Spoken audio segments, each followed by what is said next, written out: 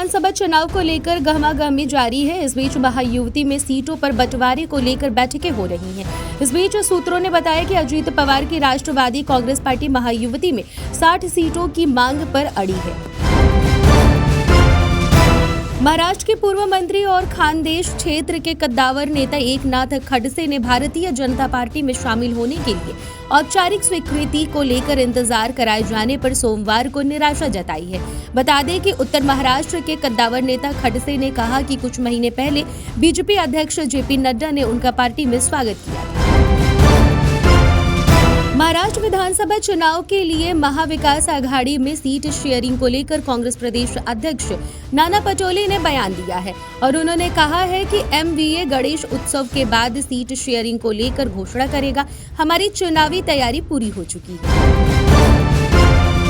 महाराष्ट्र के सिंधुदुर्ग के राजकोट किले में छत्रपति शिवाजी महाराज की प्रतिमा ढह गई थी, जिसको लेकर रविवार को महायुति सरकार के खिलाफ जूता मारो आंदोलन किया था। इस पर अजीत पवार ने कहा कि शिवाजी महाराज की प्रतिमा ढह गई, वह नहीं होना चाहिए था। इसको लेकर मैं सीएम शिंदे और डिप्टी सीएम फडणवीस के साथ ही पीएम नरेंद्र मोदी माफी मांग चुके हैं।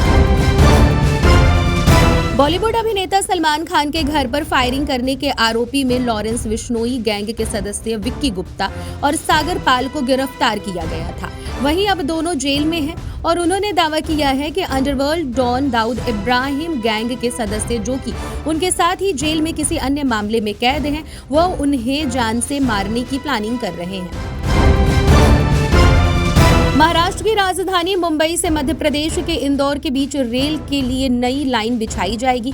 केंद्रीय रेल मंत्री अश्विनी वैष्णव ने कहा कि आर्थिक मामलों की मंत्रिमंडलीय समिति ने सोमवार को मुंबई और इंदौर दो प्रमुख कमर्शियल सेंटर के बीच सबसे छोटी रेल कनेक्टिविटी प्रदान करने वाली 309 किलोमीटर की नई लाइन परियोजना को मंजूरी दी।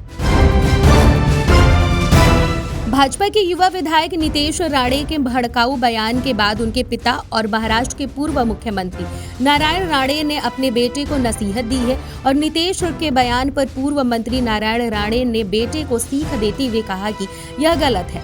किसी समाज के लोग एक जैसे नहीं होते हैं। पूरे मुस्लिम समाज पर बयान देना सही नहीं है। महाराष्ट्र में लड़कियों के साथ रेप और छेड़छाड़ के मामलों में रोक नहीं लग पा रही है। राज्य में आए दिन घिनौने मामले दर्ज हो रहे हैं। वहीं अब नांदेड़ में प्राइवेट कोचिंग सेंटर के टीचर पर नाबालिग छात्रा से छेड़छाड़ का आरोप लगा है। घटना के बाद पीड़िता के परिजन और लोग गुस्सा हो गए। उन्होंने कोचिंग सेंटर पर तोड़फोड़ कर दी, जिसके बाद पुलिस ने आरोपी टीचर को हिरासत में लिया है।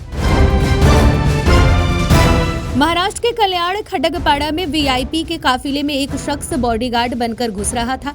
तभी पुलिस को इसकी सूचना मिली और उसे पकड़कर पूछताछ की गई। पूछताछ में शख्स की सच्चाई सामने आ गई, जिसमें वीआईपी सुरक्षा काफिले में अंगरक्षक के तौर पर शामिल हो रहे शख्स संतोष गोस्वामी को पुलिस ने गिरफ्तार कर लिया।